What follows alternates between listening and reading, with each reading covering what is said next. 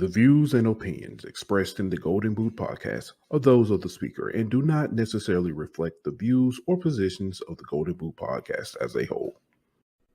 Y'all ready to get rolling? Quiet on the set.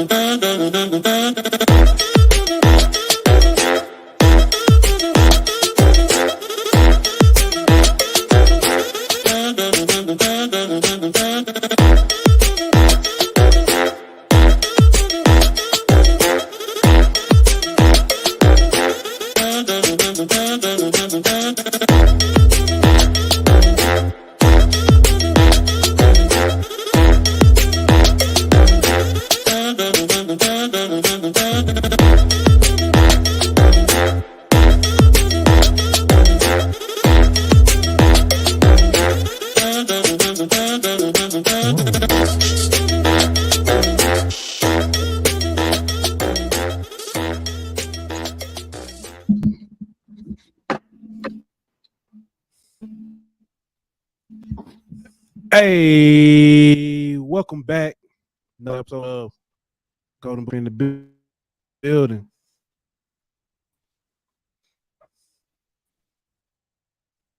What's going on, my boy? What's happening with it, bro? Hey, can you hear me? Yeah, you just lagging a bit. Man. Hotel internet.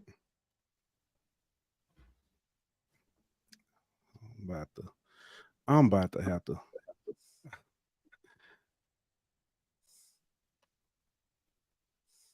Hotel internet. My bad. What's going on with you, my boy? Man, another day, bro. Everything good on my end. How you doing, bro?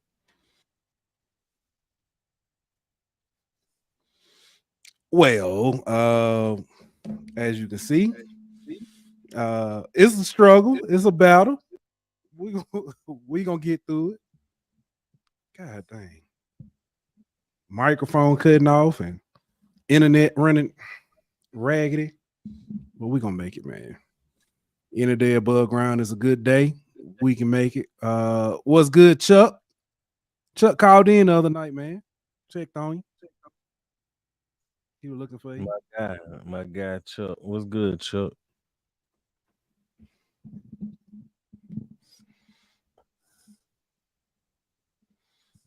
My bad, man. Trying to get this straight. Man, we got a good one to talk about tonight. We got spring game coming up this Saturday. We got basketball, all kinds of different elements in basketball as far as college basketball. God dang, man. What is going on? I'm finna hurry up get to this commercial break. Ain't gonna be long enough though. But man, we lost a legend today. It was it's a lot of mixed emotions around that for various reasons. But we'll talk about it.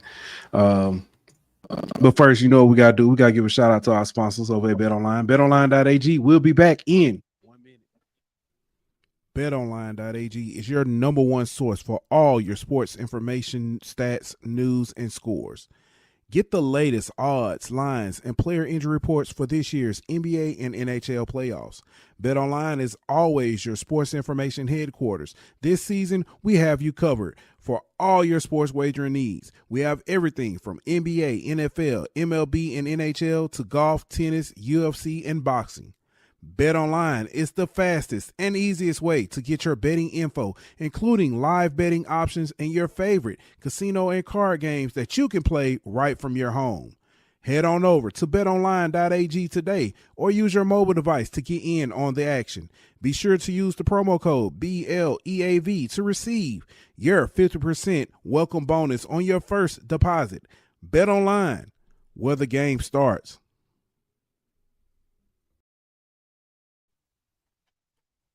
And we are back. Can you hear me all right?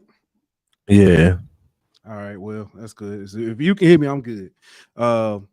Man, let's start with the spring game, man. We got spring game coming up. It's the kind of the unofficial first look at the team for next year. As we know, especially now with the transfer portal being as hot as it is, college football being the way it is, this could be a completely different team than what we will see come, August, September. So, but man, thoughts on the spring game? Anything you looking for in particular?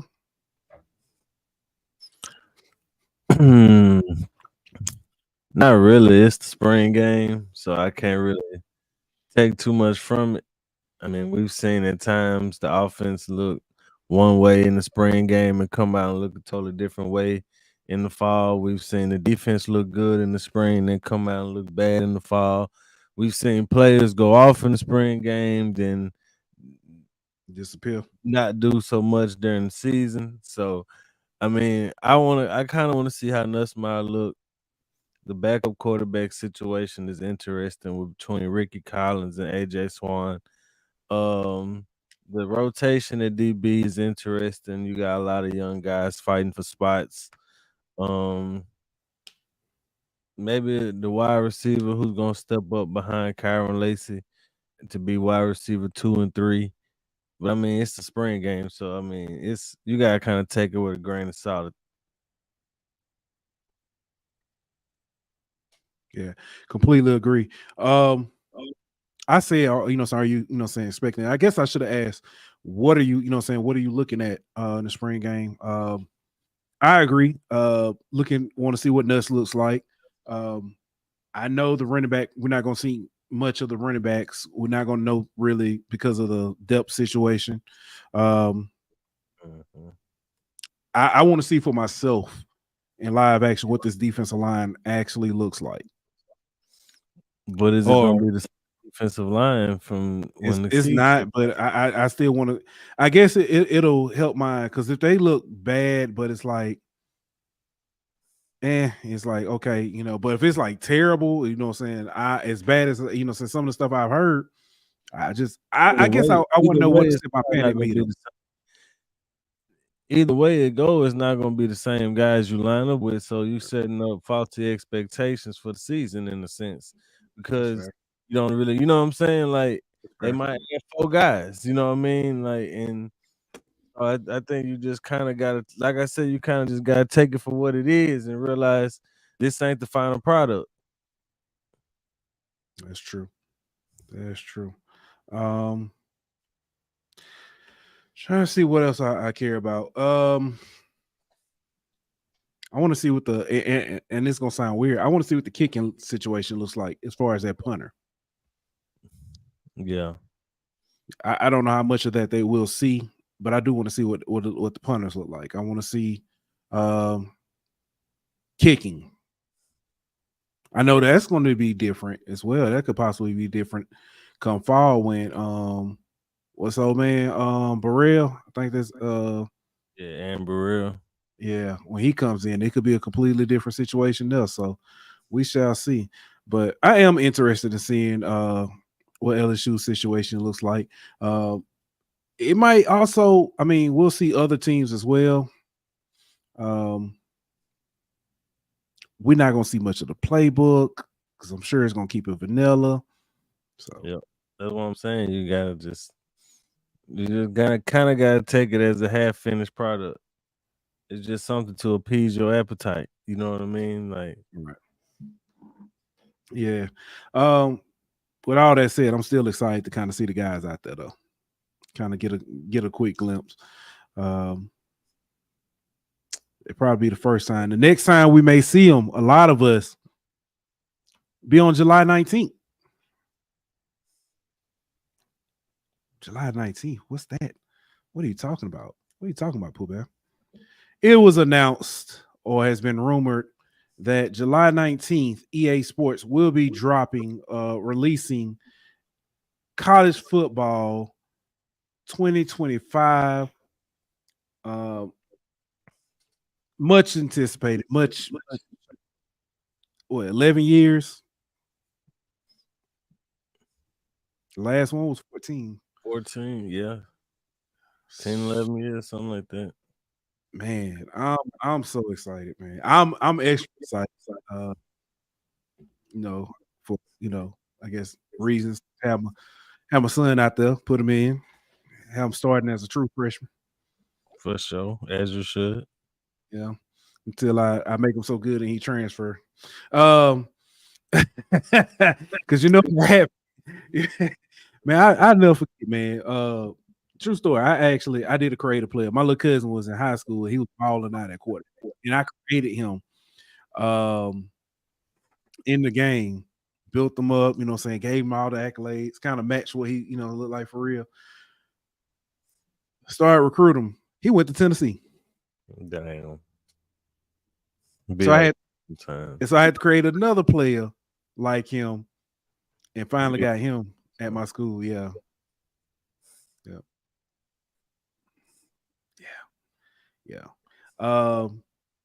Yeah. I'm looking for franchise mode, dynasty mode, or whatever how they call it, dynasty mode. I wonder what I'll tell you what I don't want in this game. I don't want this to be Madden in college football form. At this point, I'll take it. That's fair. I don't want it, but I'll take it. Yeah.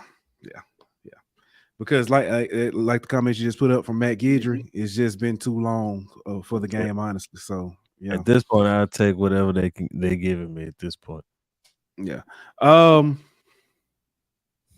gonna ask you a question because we talked about it. It's been 11 years. Players that you wish you could have played with that we missed in that time. I mean, of course, Joe Burrow.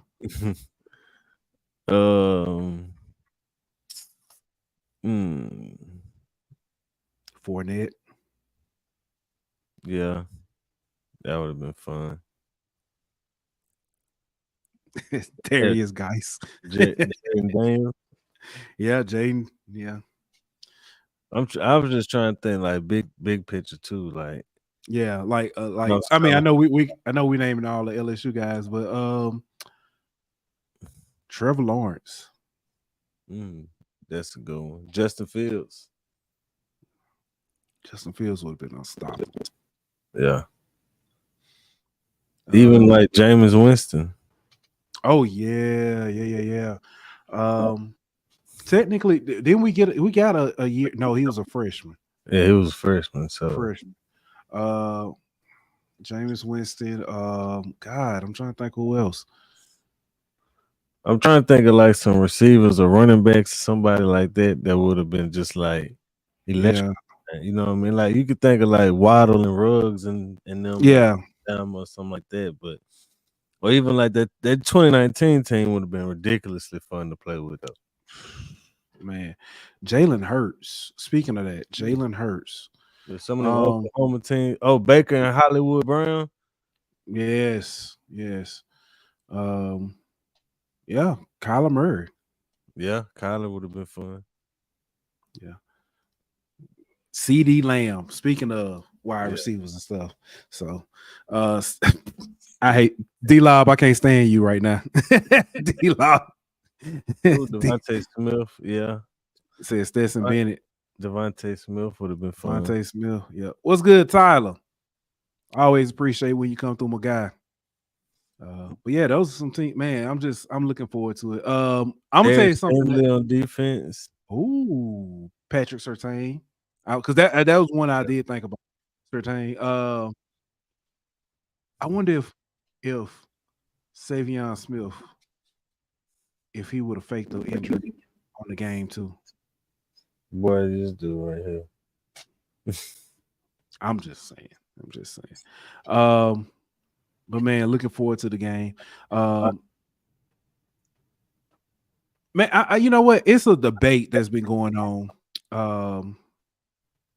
lately. I've been seeing a lot, and I want to get your take on it because a lot of lists I've seen have like a glaring error on it. But top 5 coaches in college football right now.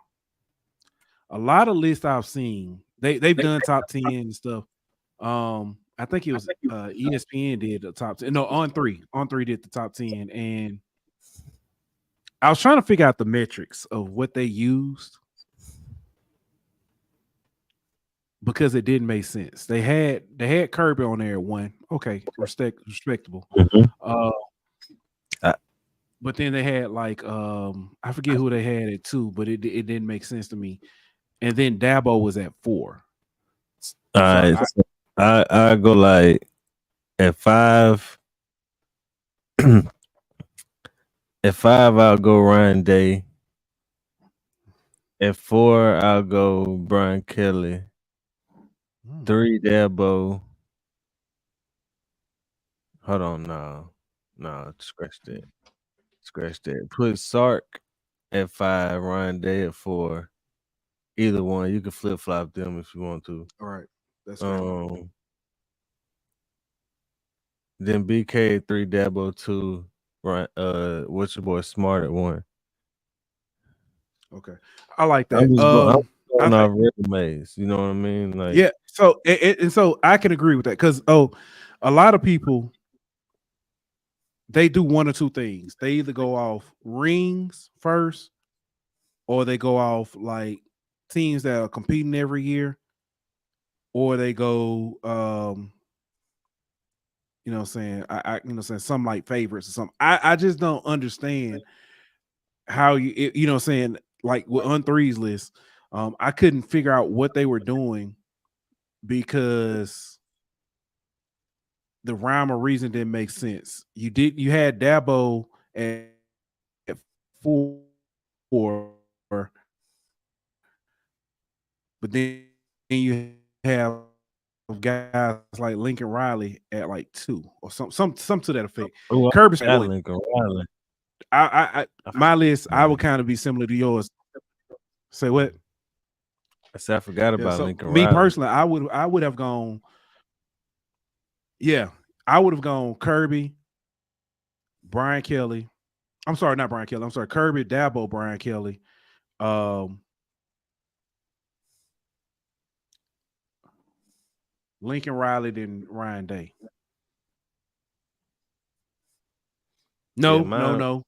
I will swap those. I will put Ryan Day at 4 and Lincoln at 5. So my uh me and Matt Gidry got the same one. yeah. Yeah. Danny says this was the winningest active head coaches, right? No, because if it was winning, okay, so ironically, if it was winningest active head coaches, I think at this point, Brian Keller would be up there. I think Matt Brown would be on this list. Willie Fritz would also be on this. I think Willie Fritz would be on there behind. It's funny as that sounds, would be up there behind Dabo. So he brings up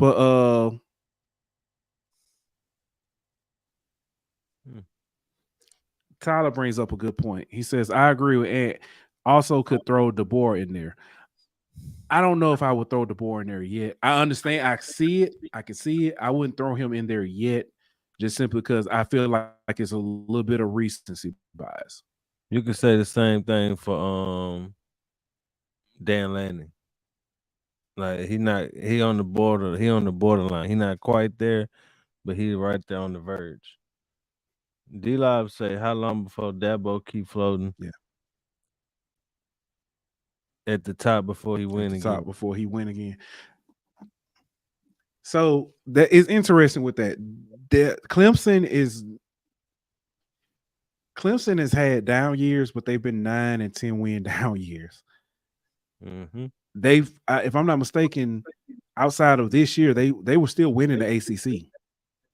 Yeah, I mean this year they had a bad year and went 9-3. I mean, 10-3 with the bowl win or whatever. Yeah, So I mean, he's so. I feel like he like John Calipari in a way. Like they had success but they haven't really adapted. But they still get looked at as a great coach because of the success that they had.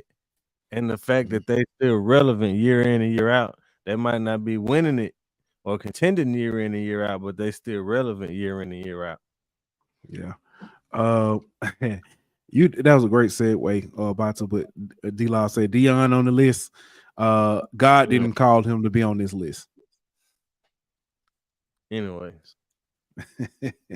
But it's actually a great segue. You talked about Calipari. Well, Calipari made a move. He headed up D-Law way, headed to Fayetteville. That's take genius. over the Razorbacks. Genius. You know what? As I was shocked by it. I was shocked, but not really too shocked. But you say genius.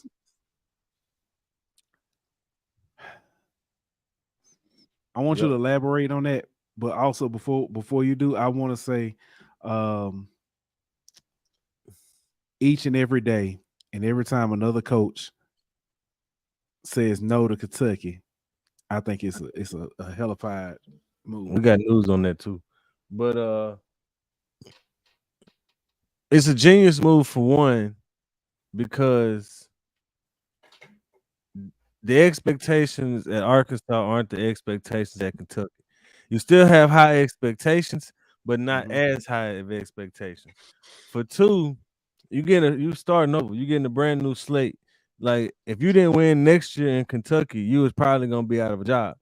Now, if you go to Arkansas, if you don't win next year, it ain't that big of a deal. You got a little bit of a leash there. You know what I mean? Right. So you kind of resetting your clock. Thirdly, NIL. Arkansas gonna spend more money in basketball than they probably would in football, because they got better chance to winning it in basketball than they do football. He probably getting $5-6 million a year on his roster at Arkansas. They got money up in Arkansas. They got JB Hunt, Tyson Food, Walmart, Fortune 500 companies. They got all kind of money up there. Jerry Jones money. They got money at Arkansas. And he finna get all of that to go get a team. And so he's going to be able to go get the best high school. He's going to be able to bring in talent just like he did at Kentucky, if not more talent, because he's got more money than he had at Kentucky. So I think it's a genius move on his part. But he going to have to win eventually. Like, right. you can't keep going, first, second weekend of the tournament. You're going to have to make a Final Four. You're going to have to make some Elite Eights. You're going to have to make deep runs. But I think it's a good move for him for multiple reasons, like I just said. Yeah. D-Lob says, I feel like they're going to regret this if they don't win a ring in 5 years. They're going to make the money back, though. I don't know. I think they'll be regret it. Why? Regret it. Why, though? Like, yeah. It ain't like they fired their coach to get them. Their coach left. That's true, too. Yeah. Matt Guidry says Arkansas got money. It's just hard to attract coaches there and players. It's brilliant by Cal. Oh, he said the fans, not the admin. The fans not gonna regret it, bro. I feel like Kentucky fans might be the ones regretting it. Cause breaking news, On3 is reporting that Kentucky is in contract negotiations with current BYU head coach Mark Pope to be the next head coach at Kentucky.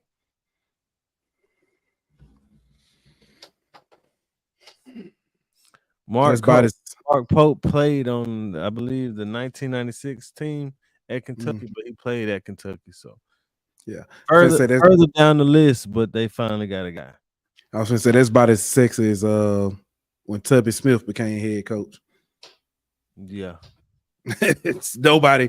No, now he did win, but that was kind of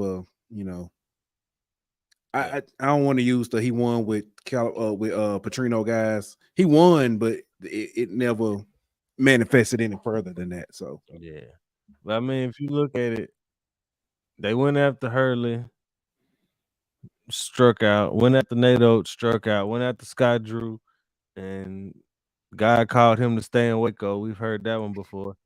I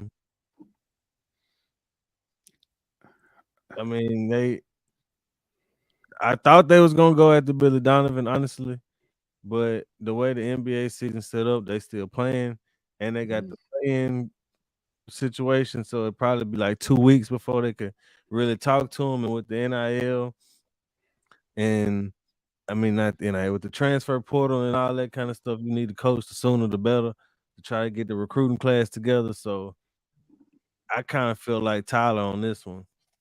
That's a settle hire. Yeah. Yeah. Danny said, saw a brilliant X post. Will Kentucky become the new Indiana? Settle higher, in my opinion, too. Well, so this is what I heard. I heard that Kentucky is willing to spend NIL, but Calipari had burned some bridges with some of the big donors, so they wasn't necessarily giving him the money, but they'll give the next coach the money. So I think it all depends on how much resources the next coach has in terms of roster management and being able to build a roster. Because like the report came out earlier this week that Kansas spent over $4 million this year on their roster. You know what I mean? So if you look at it, you're gonna have to be competing with the likes of $4 or $5 million per roster. You know what I mean? So Arkansas definitely gonna do it. Can Kentucky do the same thing? And on top of that, can Mark Pope go get the type of guys that you need or that you would be willing to pay $5 million to? You know what I mean? Like, or is he gonna go get a bunch of second tier guys and try to do it that way? We'll see, but I just feel like there was better options out there for them, but they went with a Kentucky guy. So yeah. I got a question. You mentioned about Baylor's coach, Drew, saying God called him back to Waco.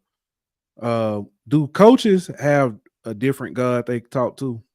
no, I don't really know if he said God called him. I'll just, But I know you probably, I mean, being facetious, but it's just because we keep seeing this. Like you said, we do keep seeing this. You know, God called me back to, or called me to come coach at such and such. So, I was just, he ain't the and first is person and to say God called him to Waco. oh, I just called it. My bad, golly.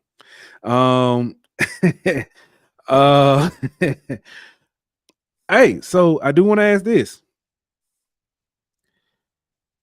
You have to rebuild LSU's men's basketball team for the 24-25 class.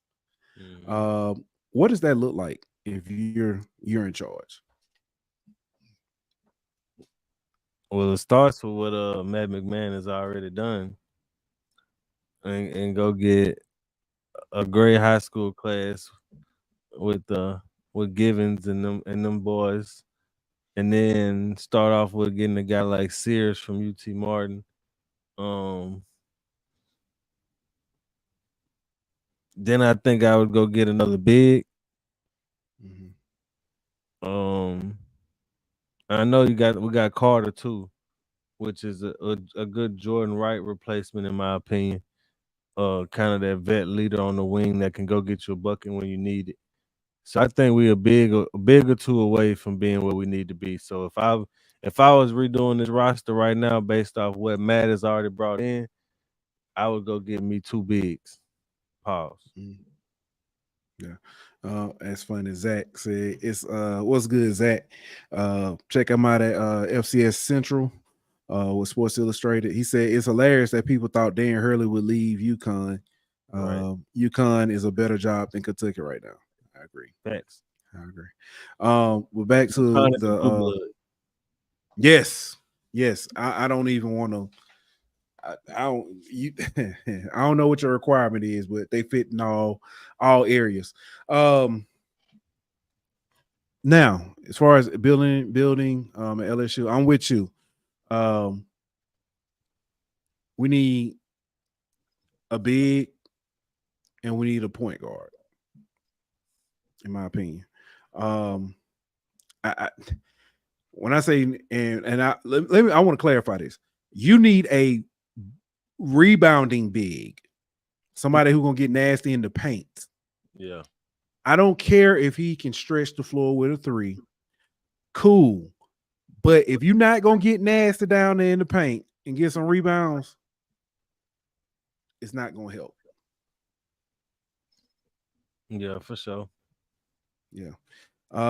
Danny is alluding to where I'm going next. And you now have player personnel for the women's team for 24-25. What does that look like? I'm going to get a point guard since I've lost 2 in the transfer portal. Um, I'm going to go get a shooter because this team lacked outside shooting a lot during this season. And I'm going to go get like an Angel Reese replacement in the sense of it don't have to be a starter, but just someone who could play that 4 position, spell Nisa Morrow at times. Um, and that way you don't have to play big with Samaya at the 4 and Del Rosario at the 5. So kind of like Danny said, a big and a point guard, but I'd add a shooter to that as well. Okay.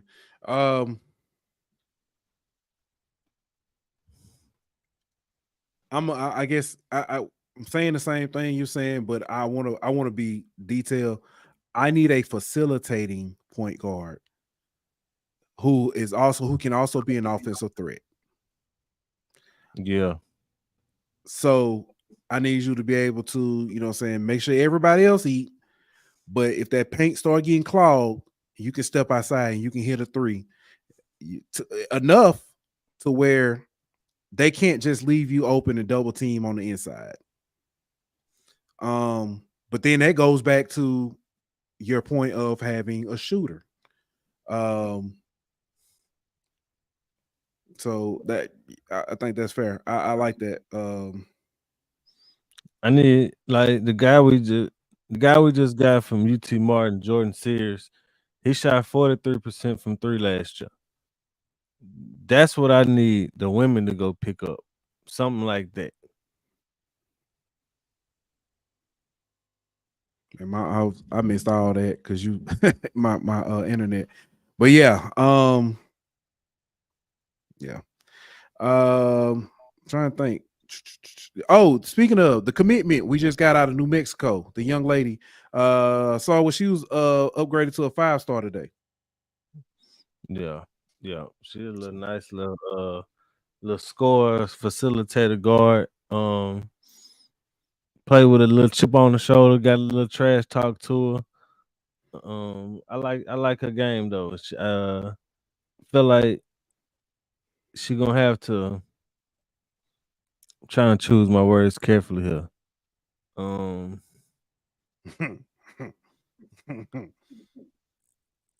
she gonna have to be more selective with her shots at the next level. Gotcha. Danny Not gonna got a have a question. green light like that. Yeah, Danny has a question to ask TGBP. Has there been any players into the portal in women's basketball that intrigue you?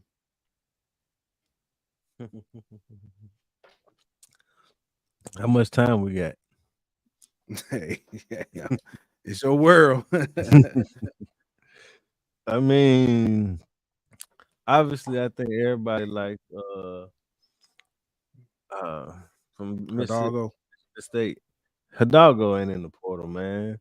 Oh, I thought That's that was, like I don't know what's with all these women college basketball players and all these like clickbait posts or whatever, but she not in the portal. Um, but Hagerman from Michigan State, I think everybody likes her and wants her to come. I'm cool with her. There's I'm trying to find the list of who I was actually in the portal so I can actually be Accurate. Oregon State got like 12 players in the portal. It's ridiculous. Whole But squad. isn't there a guard? I don't know who Danny's talking about. I'm sorry. But Hagman from Michigan State, everybody likes her. I like the girl from I like her as well. I like the girl from UAB though. I think her name Denham. Um I wasn't expecting to do this today. My bad. Oh no, Uh you good. and then the girl from Oregon State, if we go with a more veteran point guard, um I would be cool with her. Oregon State got a big who just entered Reagan Beers. I would love her, but I don't see her coming here. The girl from Arkansas, I can't pronounce her last name. She's a big. Uh, we got a teammate, so why not? But it's a few. I come back Sunday. I'll have their names. I'll be better prepared Sunday. Gotcha. I will say this. Oh, Lucy Olson. Everybody want her. Oh yeah. I don't know about her, man. What about it's another girl from Notre Dame center that just entered? Yeah. I don't think we got a shot. Okay. But I mean, I'd take her, but I don't really think we got a shot. Yeah. But I do want to say this. Every young lady that has entered the portal, Yeah, for real. that is attractive. People have thrown it up and said, saying LSU should get her. LSU should get her. I don't know if y'all want LSU to have the prettiest team in college basketball, or if y'all want them to have the winningest team, because all I'm seeing are y'all posting these girls like, oh, she look good. I'm like, she look good because of her play or because of this shot she took with her hair down that she's well, anyway. Chill out. It's just people, man. It's just something I noticed. But man, speaking of being noticed, man, I do want to give a big shout out to women's basketball as a whole. This season, they finally overtook the men's game with the most viewership in the national championship. They pretty much doubled what they did last year. Big shout out to them. Crazy. Speaking of that, man, have you seen the story about our women's basketball and the amount of money that it generated for the university? Yep. That's If you haven't, yeah. You gotta give credit to Caitlin Clark. Say that 3 times fast. But she box office, man. You know what I mean? She drove ticket prices up through the roof. She packed out every stadium she was at. They sold out every home game. I mean, she generated all that money. What was it? 85 million for the 82.5 million. 82.5 million for the city. I mean, you got to give credit to her for that, man. That's ticket sales, merchandise sales. That's people coming in town, spending the night in hotels and camping out the night before the game just so they can wait in line and all that kind of stuff, man. So, credit to it. I mean, if you look at what the WNBA doing, they putting 40-something games of hers, 30-something games, 36 games of hers on national television this year. I mean, well, my bad. 36 games of the Indiana Fever, who have the number 1 pick, will be televised. Yeah, they're projected. So I mean, and if you look at some of the ticket prices for whenever the Indiana Fever are going to Las Vegas, for example, or Phoenix, or some of these places, ticket prices are already double, triple, quadruple what they normally are for other games. Then you look at the Aces. I've already said they're moving their game to a bigger arena that sits more people. I think Phoenix is doing the same thing for whenever they come. Phoenix is already marketing that game the between vet versus the rook, the rookie and the GOAT. You know what I mean? So I mean, like she box office, bro, and everybody's just trying to cash in on the cash cow right now. Yeah, that was another. Tyler asked about Kelly from UNC. No comment. Man. Not saying why, but no. No. I'll tell you off air, but no. Danny says, give me the win. She could have hit every branch on the way down the ugly tree, but if she can play, I'm good. Danny, I agree. I completely agree. But unfortunately, you're not the target of that comment. I'll leave it at that. I know who Danny talking about. Okay. She talking about the girl from Oregon State. She a forward though. But hell yeah, I'll take her in a heartbeat. But that's like I'm saying, Oregon State got her. They got Reagan Beers who just entered. They got another point guard that entered. So I mean, like, that's I'm just saying that's a lot. Sailor Poffenbarger is the girl from Arkansas. Poffenbarger. And then you got Jersey. And with her, That sounds like one of the houses in Hogwarts. yeah. There was supposed to be some big news today from the transfer portal, but nothing happened. Yeah. Tyler says Kentucky's whole women's team is in the portal. Yeah, because their coach gone. Yeah, coach gone, and they got the new guy. They got a chick who was at LSU once before who's in the portal. I know where she's rated, Tyler. I not to toot my own horn, but what did I tell y'all about Haley Van Lith?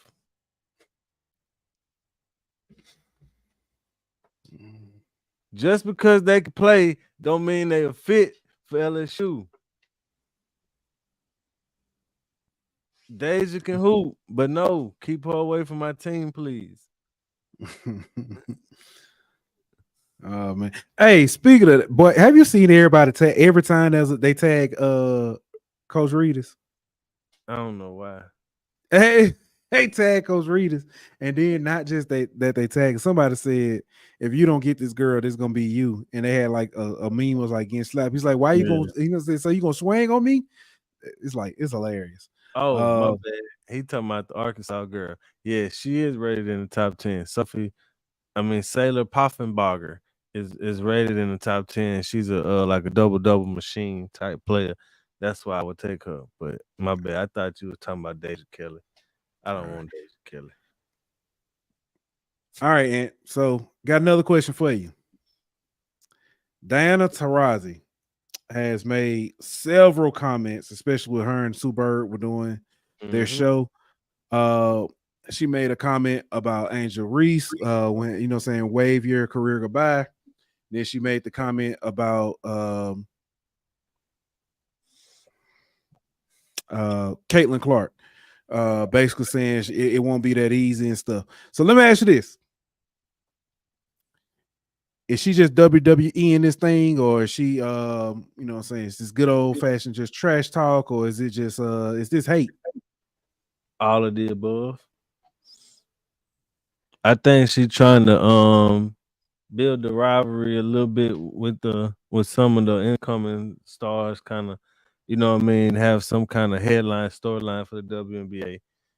Because like the rookie versus the GOAT, like that's already been marketed and being making big headlines and things like that. I think some of it was just tongue in cheek, like way out of your career and all that. I think that was just kind of tongue in cheek. But I think some of it is hate though, because when you look at it, Angel Reese and Caitlin Clark probably have a higher net worth than Diana Taurasi does. And that's with Diana Taurasi playing almost 20 years of professional basketball. With the NIL and the money these women have made off the NIL, that could be a very easily for her to get jealous. You know what I mean? Whenever you look at how much they've made compared to what she's made in her career. Not to say that she's broke or nothing, you know what I mean? But You're right. Especially at their age, they're in a different stratosphere than she was. So I think it's a little bit of all of the above. And then if you talk about the attention that they're getting and the amount of publicity that they're getting, the opportunities they're getting that she wasn't afforded, and she probably feels like she was a better player than them, or she had more accolades than them, which is arguable. She was a multiple time champion at UConn, multiple time most outstanding player, things like that. So you could argue that she had a better career than Angel and Caitlin. But she necessarily didn't get the attention, the publicity, recognition, whatever you want to talk about. So I feel it's a little all of the above, bro. Yeah. Yeah, Danny says, I feel like the Diana Taurasi trash talk is entertaining either way and makes me want to watch. So I think this is part of the why, I guess. So Well, ain't nobody watching Phoenix games except for if Diana Taurasi trash talk people, because they don't have much over there to offer. I mean, they got her Brittany Griner. But they did just trade for Kalia Cooper, so maybe there'll be something this where is Skylar Diggins year. Swift now? I think that's Seattle. Skylar. She in Seattle. They got a team. See, they got her, Jewel Lloyd, and Nneka Ogwumike. Yeah. Loaded. I can't wait for the draft.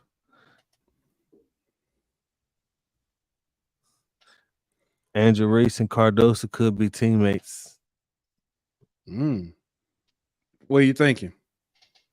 Possibly Chicago. Chicago, what they got 2 picks in the first? Yeah, they got 2 picks at like 2 and 7, 2 and 8, something like that. Oh wow. So who go first, Cardozo or Angel? Cardoso. Speaking of that, and I know we've talked about 3 and 8. 3 and 8, my bad. 3 and 8. We I know we talked about it a little bit. Have you seen Angel Reese working out, hitting them like the mid-range shots? I'm just saying, I never saw it at LSU. Well, we saw some of it at LSU, but she looked so when she was shooting, when she was at LSU shooting in games. I mentioned it before. I never knew Angel Reese was left-handed until she shot a shot or two. You know what I'm saying, this year. Even with that said, though, she looks comfortable now. She didn't necessarily look comfortable in the game during the games.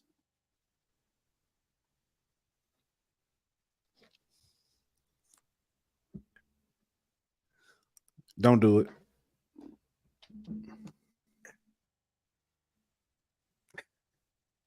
I feel like she wanted to shoot more in college. Danny comment was very short, though. It was. I feel like she wanted to shoot more in college, but for whatever reason, she didn't. Maybe she just felt like she could score it easily enough on the block that she didn't necessarily need to. Maybe she was encouraged by her teammates to just go down low and just, we'll feed you down there. Maybe it was coaching. Maybe they said, hey, we don't want you shooting jump shots. We want you on the block. I don't know what it was. I got a theory.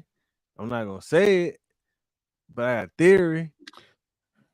All I'm going to say, I think that this clip just proves that she had the ability to, although it is practice and ain't nobody guarding her, ain't no defense in her face and all that kind of stuff. But like her jump shot ain't broke. I mean, she was good enough free throw shooter that we knew that. So I don't know what it is, the reason why she didn't shoot them more, but I mean, this bodes well for her at the next level if she's able to shoot that. Yeah. I was about to say something. I will say this. I thought her bag was, saying it was a coach bag. It was nice, elegant. Once thought to be top notch. That girl got a Birkin. I ain't gonna go that far. Way she was pulling some things out. I was like, I ain't think you had that in you. You know what I'm saying? I get it. Like, you know what I'm saying? Like Dan said, it's a clip, it's short, but I was like, okay. All right. Danny asked a question. At what point are we allowed to question some of the coaching decisions, schemes, etc., and willingness to adjust to the current game? No one attack me, please. Danny, I'm not going to attack you, but I will say this. I made a statement in Spaces recently, and I'm really starting to wonder, what is the difference? I mean, I granted, I give it. Kim has rings and she's got, saying some credibility to it. But from what we've seen the last 2 years at least at LSU, and I think maybe a few at Baylor, what is the difference in her and Will Wade as far as getting talent and calling plays and stuff? You know what I'm saying? What's the difference? Because they seem both polarizing figures, both very charismatic. People gonna come out and support. The difference is one of them got past the second round of the. That's true. That's fair. Yeah, but I'm just saying maybe he ain't.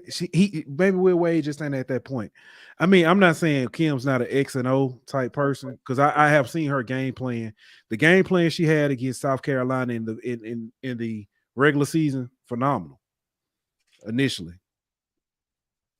she got out in the second half. In the beginning, like I said, in the beginning. Okay, I got you. Phenomenal. I thought you were just saying the initial meeting. My bad. But no. In the initial, saying the beginning of the game, phenomenal.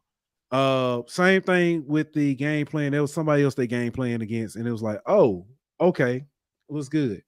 But after that, then it's like, yeah. I've been questioning the coaching decisions all year, but not all of them, but a lot of them.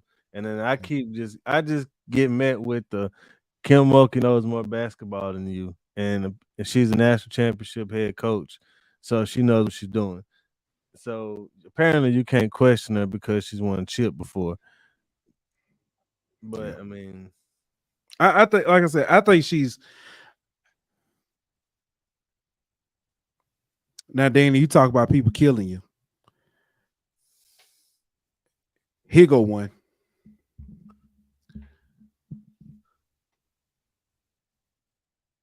Kim Mulkey, in my opinion, is entering a Les Miles era in coaching. She knows what she's doing. She knows the game, but she's getting kind of stubborn and unwilling to make those changes. On some stuff. I'll say this. We talked about Calipari. People have questioned Calipari. He's only got one championship. But it's something that I see a similarity in coaches like Calipari, Roy Williams, and Coach K. They didn't necessarily have the same type players in a system, but they adjusted to those players and made changes. Yeah. Kim Mulkey has a fit. She has a type. And she gets you in her system and goes from there. Bill Belichick gets you in the system and goes from there. She's Bobby Knight. That's a good one. That's a good one. Still a legend. I'm not saying she don't know the game or nothing like that. All I'm saying is that she has a type and you gonna fit her type versus, I see you got the skill set. Let me, let's build around that skill set. That's all I'm saying.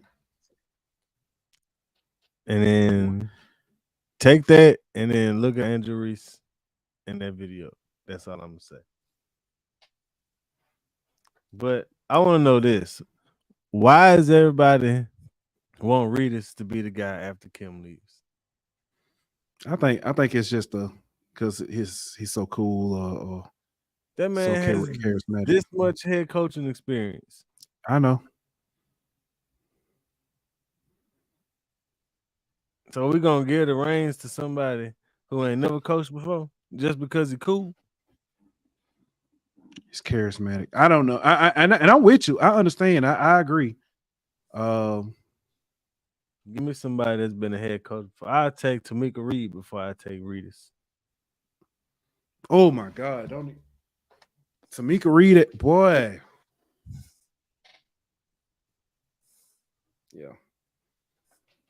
Yeah. I agree. Yeah. Fair point. Yeah. Danny says, I think Reedus is just a fan favorite like Will Wade. Those that fight loudest for Will Wade cannot defend it statistically. So yep. I had something else. We're moving on. Talk a little football. Back again. This is more of the wrap up, but UFL. And actually, I can say I know watched one game. I watched one game. That was the one. No, Deion Kane. So this is actually it's not really about the games per se, but YouTube star Deestroying. Yeah. He went and he kicked off. He went to make a tackle. He got up kind of gingerly. He walked off the field and stuff. Looks like he's gonna be out for the rest of the season. He has some fractures in his neck. Sad, man. He was making a name for himself as a kicker of all things in a sport or in a game that didn't have extra points. So he was really making a name for himself just from kicking off. No, he was I know he had his YouTube thing before that. You know what I mean? But what I'm saying in the UFL, he was making he was becoming a star in the UFL. Yeah. But all he did was kickoffs. They don't have he kicked field. He was going to kick a field goal. Field goals, that's right. So ironically, he was getting ready to kick a field goal. I think they tried to ice the kicker, and he missed the field goal. They came back out loud on field goal, and then changed. And Brad Wing threw a 50-some yard touchdown. Oh, that's dope. Brad Wing, yeah. Brad Wing, yeah.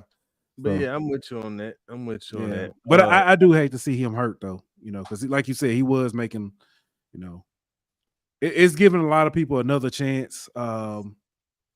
Considering, he literally gave up football because he was able to make money with his YouTube, money that he was not going to make in the NFL. Yep. So, and back in the day, he would made a killing off NIL, but Yeah. I say this for last. No particular reason other than it's just I ain't want to lead with it.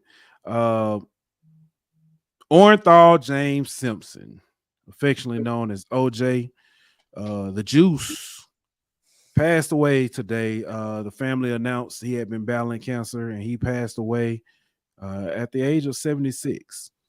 I'm gonna tell you, man. It's funny because I call Rev. Rev actually got on me. He said, "You ain't called me and tell me about Calipari. Y'all supposed to be the sports people. You and Anna ain't say nothing to me." So I called him and said, "I actually want to let you know, OJ passed." He said, "Yeah." He said, "You don't." He said, "You ain't see him play." He said, "But I'm gonna tell you, OJ was the man." He said, the juice is loose, and he was like going down. He's like, he was the play. He was a player. I said, more than one way. I heard. He said, yeah. He said, but he was a player. Said that Howard Cosell, legendary, sports commentator, sports announcer, used to say, Miami has the oranges, but Buffalo has the juice. So 2,000-yard rushing in a 14-game season will never be done again. Heisman Trophy winner. Obviously, you mentioned his time with the Buffalo Bills, legendary. Um, Man, that dude was a great football player. Transition in the movies, the acting after that. that's where I met. You know where I met OJ Simpson? Naked Naked Gun. Gun. Yeah. So I mean, yeah, he was obviously not going to get into it, but he was obviously controversial for his fair share of mishaps or mistakes or whatever you want to call them. But when you talk about just him as the football player, though, legendary, man. You probably will never see nothing else like him again. We didn't even talk about probably the greatest commercial we've ever seen an athlete be in when he running through the airport for Hertz, jumping over luggage and all that kind of stuff, man. You know what I mean? So that was groundbreaking at the time for an athlete to have that kind of deal and that kind of partnership with a company like that. So he was before his time in more than one way, man. Yeah. I understand the controversy with OJ Simpson. Yeah. I don't want to sit here and act like he's this legendary hero or anything like that. Yeah, but I do want to say, OJ Simpson is the living embodiment of the statement. You either you live long enough. What is it? Die the hero or live long enough to become the villain. Yeah. He's the living embodiment of that. Let me ask you this. I've got a conspiracy theory. I ain't gonna necessarily do it here, but I got a conspiracy theory. Yeah, we're not doing that. Let me ask you this though. Yeah. Now that OJ is gone, Mm-hmm. who is the most controversial athlete alive? Shannon Sharp. No, I'm just playing. Ooh, that's a good one. Most controversial athlete alive. Man.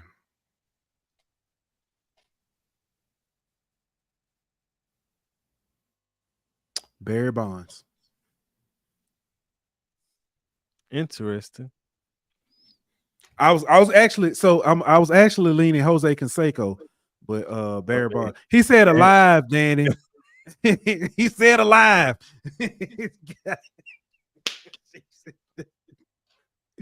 Woo! I was gonna go with Floyd Mayweather. Ooh, that's a good one. Paul said Brett Favre or Antonio Brown. Antonio Brown is the most hilarious Tyler right said, now with them, like some of the posts. Yeah, Pete Rose is a good one. The only reason I say Barry Bonds is because he's never tested positive, but they, you know what I'm saying, they say he's, you know what I'm saying, he was a steroid user and stuff. I feel like he's like that's fair, and I understand why he said it, but I feel like more people like him than don't like him. That's true too. You know what I mean? Like I feel like if you asked people about OJ, you could ask 10 people and it was gonna be 50-50. You know what I mean? Like if you ask people about LeBron or Mayweather or somebody like, I feel like more people like Barry Bonds than like Mayweather or like LeBron or like even some of the people they said like Antonio Brown. Pete Rose, you know, well, I feel Pete Rose kind of like in that Barry Bonds one. He got a lot of people that like him. Yeah. I got one for you. Go ahead. Draymond Green. Go ahead. That's a really good one. That's a really good one. You know what's funny about that? Pat Beverly could possibly be on that list, but Pat Beverly is just annoying, but he's loving.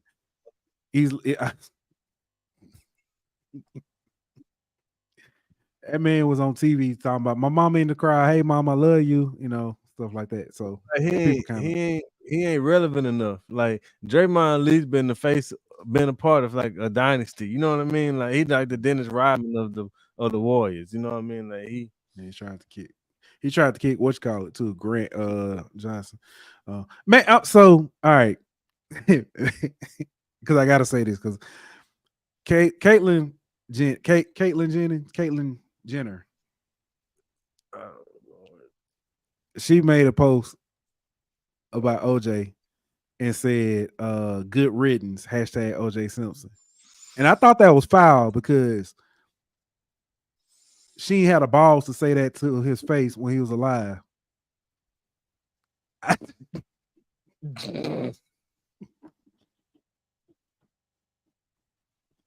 All I'm saying is man up and say that to his face. All right, I'm just playing. Listen, y'all don't come after me. Y'all don't come after me. I'm sorry to the community.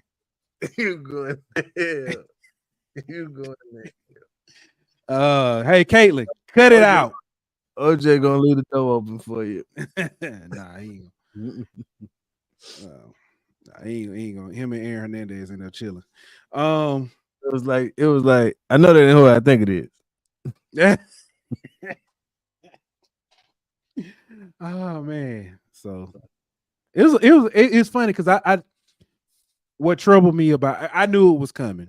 You know, some of the stuff about with OJ, you know, it was announced. You know, I knew it was coming. You knew it was coming. You sent me a message and said, "Oh boy, here it comes," and I was like, okay. It was some of the celebrities who spoke out, who made the comments that because it was Caitlyn Jenner, and like then a murderer herself. Right. We know you did it. It ain't no question there. We know you did it. And then Jose Canseco. What did he say? He said, "What a effing idiot." I listen. You can't make it up. I left it alone. I left it alone. So, but I just like I said, and so I talked to my wife when I was talking to her earlier. And I was like, yeah, we're going to talk about, saying OJ. She said, please, whatever you do not talk about the trial. She said, people have talked about that all day. She said, and it really feels like they're talking ill on the dead and not, saying, she's like, I understand the controversy and everything. But her comment was like, at the end of the day, saying he wasn't always the trial. He wasn't the trial. He was a person before that. He was also a father and, a brother, son, et cetera, et cetera. So there are still people out there that have so much love for him for the good things he did. So I will say that. But yeah. Before we get ready to get up out of here, man, open up the phone lines for a minute. I don't know if y'all, we ain't gonna talk. We're not gonna talk the trial and all that stuff. So, we're gonna don't get us banned on Facebook, and all that stuff, and Twitter and all that stuff. So, but if y'all got anything y'all want to call up, holler at us.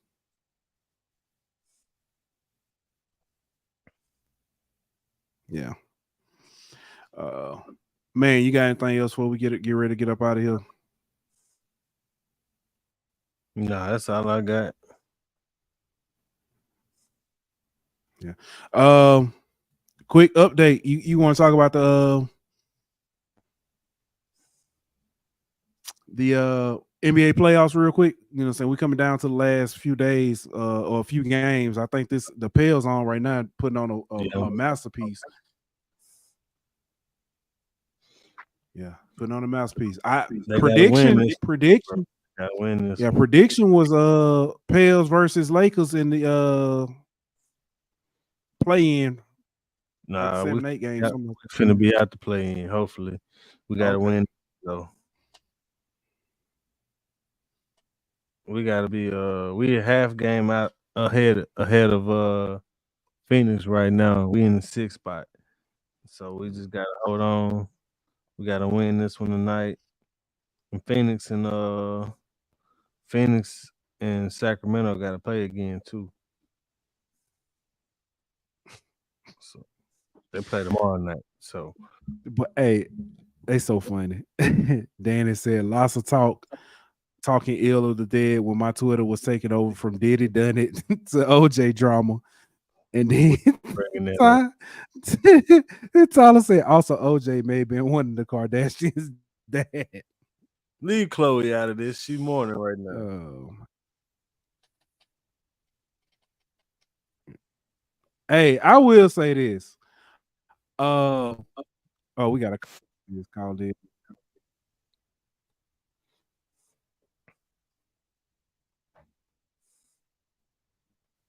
Here we go. Hey, thank you for calling the Geauxlden Boot. Is Pooh Bear? Who is it? What's up, Chuck? How you doing tonight, man? Hold on, Ant, can you hear him? Hold on, Ant, can you hear him? Hold on. Give me a second, Chuck. Let me get this set up.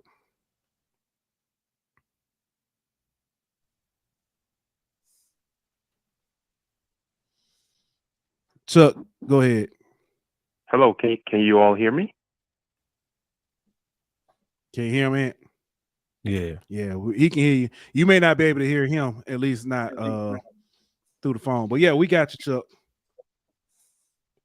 Oh yes, I was calling you all. You all just talking tonight. Just talking about. I know it's been a big talk about Calipari going to Arkansas after being at Kentucky. Yeah, I think he's getting whatever he can get now because let's face it. Think about I was putting in the comments. Think about the age of Coach Calipari. He's in his 60s now. He better get all he can because, yeah, he'd be set for retirement. Because that's what I say. He's now getting there at Arkansas. And they say he's a relationship with the Tyson family, and it's just it's like I was saying, must be the money, and yeah, like I was saying, and also looking at here, he's still coaching in the age of he's the transfer portal and NIL.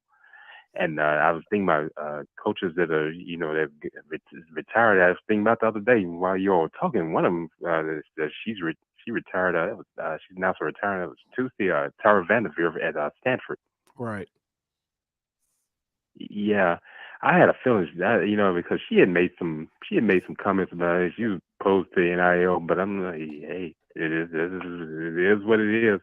As I said, I think about Nick Saban retiring and then like I said, she's retired. I had told someone, I said that when they started making comments like that, I don't see them. I see them retiring one day, and Gino Auriemma made some comments about it, and like I said, these people. I'm not trying to use the age thing, but I think about she's 70 and Gino Auriemma is 70 as well. Just think about where they are now in the coaching profession, and the thing about it, things have changed. That's why Dawn Staley is having success now. She's in that age, and you see how much those players can relate to her. Yeah, thank you, Chuck. Definitely agree. All right. Yes. Age does have a play a part in it. These coaches have to be able to adjust to the new times and stuff. I say the new era of playing within the NIL. Yes. When you've got players making money as well, you kind of, I mean, you're giving the players a little bit of weaponry as well. You've got to. I ain't gonna necessarily say you can't.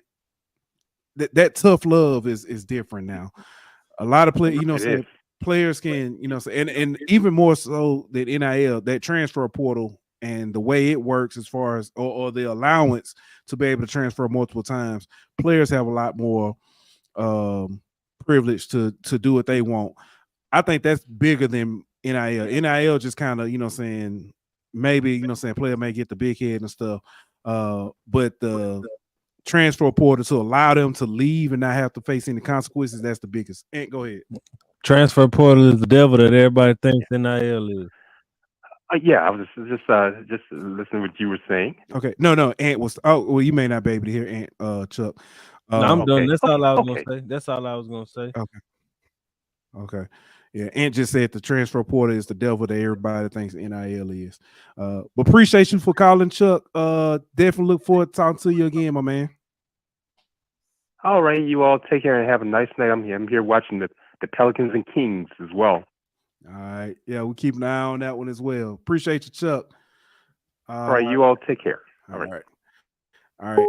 And Danny got a question. She said she didn't want to get us in trouble. He ain't gonna get me in trouble because I'm ready for this one. She said, "Don't want to get y'all in trouble or rock the boat, but I have a question about someone just stumbled across this last college football year. Who is Jason Whitlock and where did he come from? Uh, wherever he came from, Danny, I can guarantee you he rolled. He rolled from up under it or somewhere around it. Jason Whitlock is." He's the fat black version of Don Imus and Rush Limbaugh. He likes to spout filth about I'm be honest with you. A lot of the main criticism I've ever heard him had has always been against either black athletes, black coaches, or black figures. He once I forgot what he did, but he if I'm not mistaken, he insulted Kobe after he had passed, or talked about Kobe after Kobe had passed. He's talked about LeBron several times. He is the fat version of Emmanuel Acho.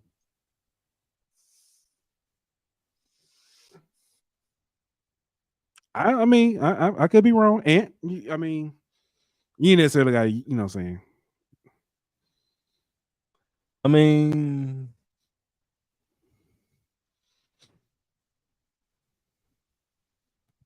I don't necessarily disagree. He's a clickbait artist. He's been on ESPN, Fox Sports. He was with Outkick for a little while. He's been fired by everybody he's worked for pretty much. But yeah, he's just a clickbait artist who says crazy things to get a rise out of people and does a great job at it. Danny, if you really want to know about him, like go check out Stephen A. Smith did a rant about Jason Whitlock. He unleashed and let a lot of stuff fly about who Jason Whitlock is as far as a person. And I tell you what, Stephen A. Smith talked about this man for like 30 minutes to an hour. Call him every kind of fat and B word.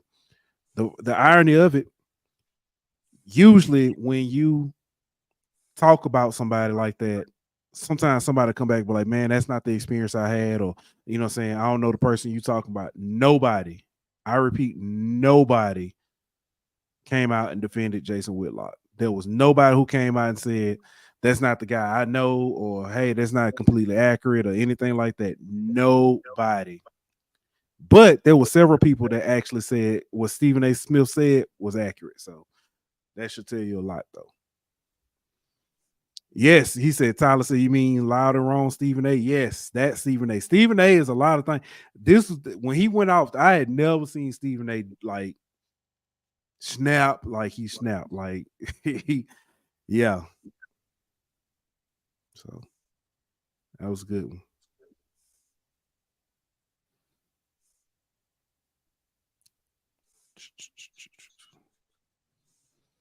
My bad, and I was trying to check, so I thought we had some breaking news.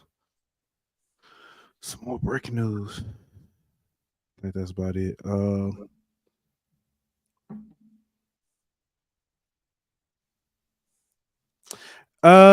In a way, he tries to bring politics. Danny said, I was trying to figure out if he was political, the Blaze, no comment, or a sports guy.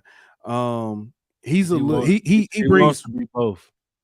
Yeah, he a lot of times he will bring politics into sports. He actually made a comment. I just heard it today about Don Staley. Said that Don Staley is her Christian views are what he said are they're not mistaken. I forgot what he said, but basically that she said she's misguided because she doesn't have a man over her. It was terrible, and he started like saying Bible scriptures and stuff, and yeah.